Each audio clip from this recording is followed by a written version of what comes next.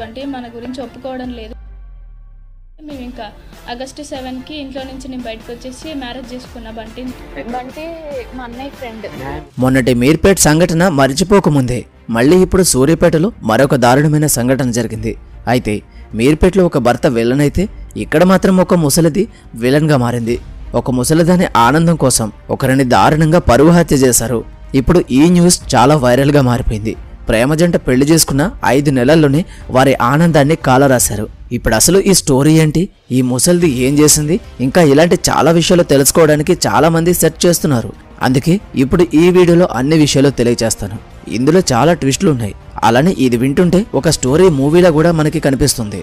Skip చేయకుండా చివరి వరకు తప్పకుండా చూడండి. సూర్యాపేటలో పరువు హత్య తెలుగు రాష్ట్రంలో సంచలనంగా మారిన విషయం మనందరికీ తెలిసిందే. తన మనవరాలు వేరే కాస్ట్కి చెందిన అబ్బాయిని పెళ్లి చేసుకోవడంతో తట్టుకోలేని బుచ్చమ్మ తన కొడుకు మనవళ్లతో కలిసి మనవరాల్ని పెళ్లి చేసుకున్న వ్యక్తిని ఈ భూమి మీద లేకుండా చేసింది. ఇక వివరాల్లోనికి వెళితే సూర్యాపేటలోని పిల్లలమరి అనే ఊర్లో కోట్ల సైదులు భాగ్య అనే దంపతులు వ్యవసాయం చేసుకుంటూ ఆర్థికంగా బాగానే స్థిరపడ్డారు.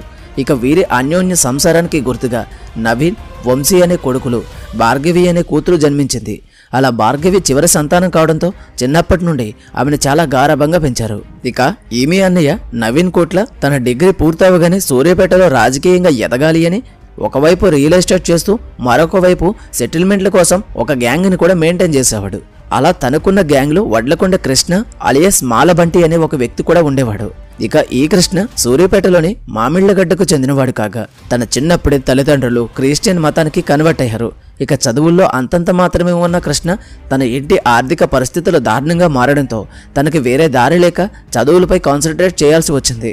అలా తన ఇంటర్ పూర్తయ్యాక సూర్యాపేటలోనే బీ ఫార్మసీ కోర్సుని పూర్తి చేశాడు. ఇక అలా జాబ్ కోసం తిరిగే క్రమంలోనే రియల్ ఎస్టేట్ ద్వారా చాలా మంది ఆర్థికంగా సెటిల్ అవ్వడం చూసి తనకి కూడా రియల్ ఎస్టేట్ చేయాలి అని ఇంట్రెస్ట్ ఏర్పడింది. ఈ క్రమంలోనే కొంతమందిని కలవగా వారి ద్వారా ఇతను మద్యంతో పాటు ఇతర చెడు అలవాట్లకు కూడా బానిసయ్యాడు. అలా సెటిల్మెంట్లు రౌడీయిజం చేస్తున్న క్రమంలో ఇతని పైన మర్డర్ కేసు కూడా రిజిస్టర్ అవడంతో 2 సార్లు జైలుకి కూడా వెళ్లాల్సి వచ్చింది. అలా ఈ క్రమంలోనే కృష్ణ ఇంటికి వెళ్లకుండా తన ఫ్రెండ్స్ తో బయట ఉంటూ లైఫ్ ని ఎంజాయ్ చేస్తూ ఉండేవాడు. ఇది ఇలా ఉంటే పిల్లల మరి చుట్టుపక్కల ఉండే ఊర్లలో నవీన్ రియల్ ఎస్టేట్ ద్వారా చాలా ఫేమస్ అయ్యి రాజకీయాల్లో కూడా పలుకుబడి పొందడంతో ఒక ల్యాండ్ పని మీద కృష్ణ ఈ అమ్మాయి అన్నయ్య అయిన నవీన్ ని కలవగా అప్పటి నుండి ఆ ల్యాండ్ విషయంలో తరచూ వీరిద్దరూ కలుస్తూ ఉండేవారు. ఇక ఇలా Naveen Krishna behaviour, work style, సిన్సియారిటీని చూసి తక్కువ సమయంలోనే వీరిద్దరూ బెస్ట్ ఫ్రెండ్స్ గా అయ్యారు. ఇది ఎలా ఉంటే కృష్ణ 10th చదువుతున్న నవీన్ చెల్లెలు భార్గవిని కలుస్తూ అప్పుడప్పుడు వీరిద్దరూ మాట్లాడుకుంటూ ఉండేవారు.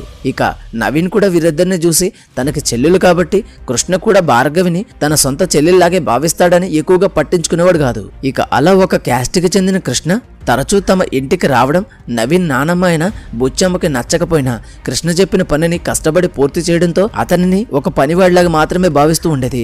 ఇది ఇలా ఉంటే ఎప్పుడైతే భార్గవి ఇంటర్లో జాయిన్ అయిందో ఆమెకు ఉన్నట్టుండి కృష్ణపై ఆసక్తి పెరిగింది. ఈ క్రమంలోనే కృష్ణ ఫోన్ నెంబర్ను తీసుకుని తనకి తరచూ మెసేజ్ చేస్తూ ఉండేది.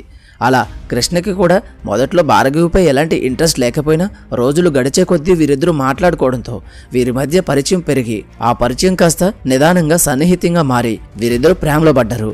అలా అప్పటి నుండి భార్గవిని చూసేందుకు కృష్ణ తరచూ నవీన్ ఇంటికి వెళ్తూ ఉండేవాడు. ఇక అలా వీరిద్దరూ కూర్చొని మాట్లాడుతున్నా భార్గవి అన్నయ్యలు గాని ఆమె ఫ్యామిలీ గాని పట్టించుకునేవారు కాదు.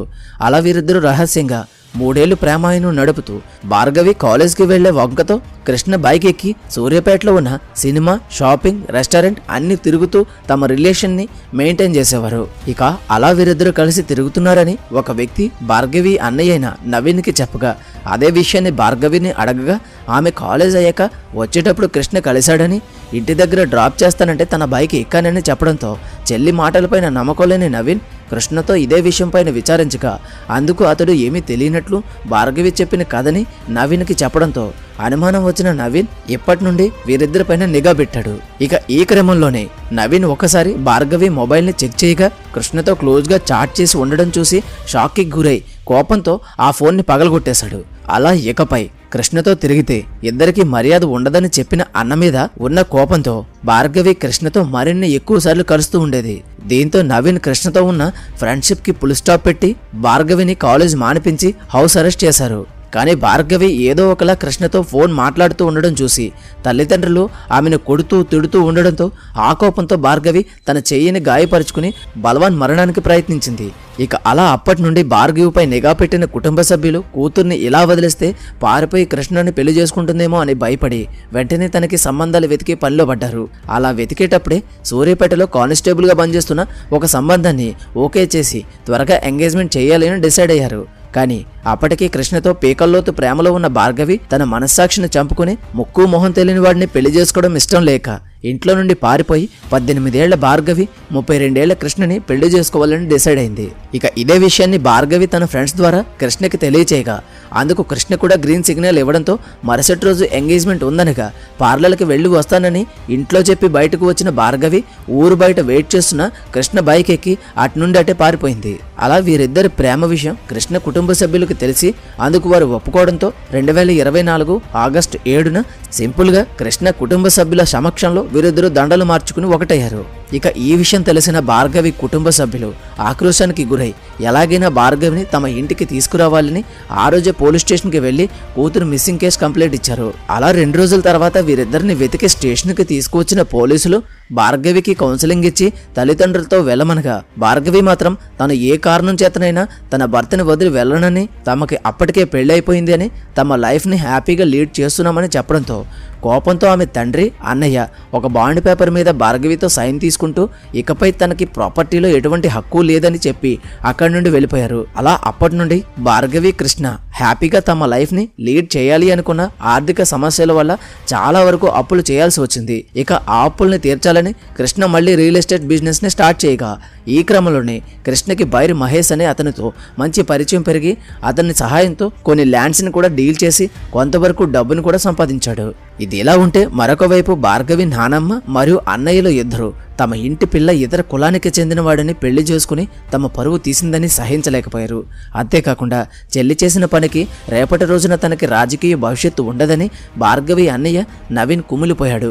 ఈ క్రమంలోనే నవీన్ మరియు నవీన్ నానమ్మ బుచ్చమ్మ ఎలాగైనా కృష్ణని ఈ భూమి మీద లేకుండా చేసి మళ్ళీ తమ అమ్మాయిని ఇంటికి తీసుకొస్తే తమ గౌరవం దక్కుతుందని ఇప్పుడు నవ్వేవారు అప్పుడు భయపడతారని చెప్పడంతో ఆమె మాటలకి తన కొడుకు సైదులు, మనవళ్ళు వంశీ, నవీన్ కూడా అంగీకరించి సరైన సమయం కోసం వెయిట్ చేయడం మొదలుపెట్టారు. ఇక అలా ఆ మధ్యలో కృష్ణపై 2 సార్లు ట్రై చేసినా కానీ అతను ఏదో ఒక రకంగా ఎస్కేప్ అయ్యాడు. దీంతో ఇలా అయితే అవ్వదని అప్పటికే బైరి మహేష్ అనే వ్యక్తి నవీన్కి బాగా పరిచయం ఉండడంతో అతనితో కలిసి ఒక ప్లాన్ వేశాడు.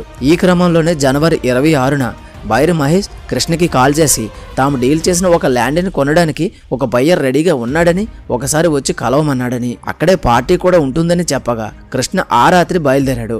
ఇక అప్పటికే బైరి మహేష్ తన స్నేహితుడైన సాయి చరణ్ని ల్యాండ్ బయర్గా సెట్ చేసి ఒకచోట మందు సిట్టింగ్ను కూడా అరేంజ్ చేశాడు. ఇక అలా మాటల్లో కృష్ణ ఎక్కువగా మద్యం తాగగా ఈ సమయం కోసమే వెయిట్ చేస్తున్న భార్గవి అన్నయ్యలిద్దరూ వచ్చి మత్తులో ఉన్న కృష్ణని కట్టేసి కొట్టరాని చోట కొడుతూ ఆ నలుగురు కృష్ణకి పెళ్ళైన 5 నెలలకే ఈ భూమి మీద లేకుండా చేశారు. దీంతో ఈ బాడీని తీసుకుని కారులో ముందుగా తన నానమ్మ దగ్గరికి వెళ్లి చూపించగా కోపంతో ఉన్న బుచ్చమ్మ కృష్ణ ప్రైవేట్ పార్ట్స్ మీద కసితీరా తన్నుతూ నోటికి వచ్చినట్లు తిట్టి తన ఆవేశాన్ని చల్లబరుచుకుని ఆ తర్వాత తన మనవళ్లు చేసిన పనికి మెచ్చుకోవడం జరిగింది. అలా ఆ తర్వాత తండ్రి దగ్గరికి తీసుకెళ్లగా అతని కూడా సంతోషంతో ఆ రాత్రి మొత్తం కారులో తమ బంధువులు స్నేహితుల ఇంటికి తీసుకెళ్లి ఆ బాడీని చూపిస్తూ రాక్షసానందాన్ని పొందారు. అలా తెల్లారే వరకు కారులో తిరుగుతూ ఉదయం 5 గంటల సమయంలో జనగాం హైవే దగ్గర ఉన్న పిల్లల మరికి వెళ్లే మూసి కాలువ దగ్గర పడేశారు. ఇక అలా ఈ ఇన్సిడెంట్ తో భార్గవి తప్పకుండా తమ ఇంటికి వచ్చేస్తుందని ఫ్యామిలీలోనే అందరూ అనుకున్నారు. అలా ఉదయాన్నే కొంతమంది పోలీసులకు ఇన్ఫార్మ్ చేయగా ఘటనా స్థలానికి వచ్చిన పోలీసులు ఎంక్వైరీలో అతను కృష్ణ అలియాస్ బంటి అని తేలడంతో భార్గవికి అతని తల్లిదండ్రులకు ఇన్ఫార్మ్ చేయగా ఈ విషయం తెలిసిన భార్గవికి ఆకాశం తలపై వచ్చి పడినట్లయింది. ఇక కృష్ణ దేహాన్ని చూడగానే తన బాధ ఆపుకోలేక ఈ పరిస్థితికి తన కుటుంబ సభ్యులే కారణమని పోలీసులకు చెప్పడంతో పోలీసులు ఆ 6గురిని అదుపులోనికి తీసుకోగా అందులో కోట్ల నవీన్ని A1గా, బైరి మహేష్ని A2గా, కోట్ల వంశీని A3గా, కోట్ల సైదుల్ని A4గా, కోట్ల బుచ్చమ్మని A5గా, సాయి చరణ్ని A6గా పరిగణించి అరెస్ట్ చేశారు. ఇక ఇదే విషయంపై స్పందించిన భార్గవి తల్లి తన కూతురు కోసమే ఇదంతా చేశారని, ఆమె త్వరలో తమ ఇంటికి వస్తే సంతోషంగా అంగీకరిస్తామని చెప్పడంతో ఈ న్యూస్ ఇప్పుడు అన్ని చోట్ల హల్చల్ అవుతుంది. అసలు ఈ ఇన్సిడెంట్లో తప్పెవరిదని మీరు అనుకుంటున్నారో మీ అభిప్రాయాన్ని కామెంట్ సెక్షన్లో తప్పకుండా తెలియచేయండి. అలానే ఇప్పుడు ఆ ముసలిదాన్ని అండ్ మిగిలిన మూర్ఖులు అందరినీ అరెస్ట్ కూడా చేశారు. అలానే వీరికి దారుణమైన శిక్ష తప్పకుండా పడాలి. జైల్లోనే చెప్పకూడు తింటూ కన్ను మూసేలా చేయాలి. ఇలాంటి వారికి ఇలానే జరగాలి అనేది నా అభిప్రాయం. మరి మీ అభిప్రాయం ఏంటో తప్పకుండా కామెంట్లో తెలియచేయండి. ఈ వీడియోకి ఇంతే. ఈ వీడియో కనుక మీకు నచ్చినట్లయితే తప్పకుండా లైక్ చేయండి. అలాగే మరిన్ని మంచి వీడియోస్ కోసం ఛానల్ని సబ్స్క్రైబ్ చేసుకుని బెల్ ఐకాన్ ఆల్లో పెట్టుకోండి. మళ్ళీ మరొక మంచి వీడియోతో కలుద్దాం. Until then thank you, bye.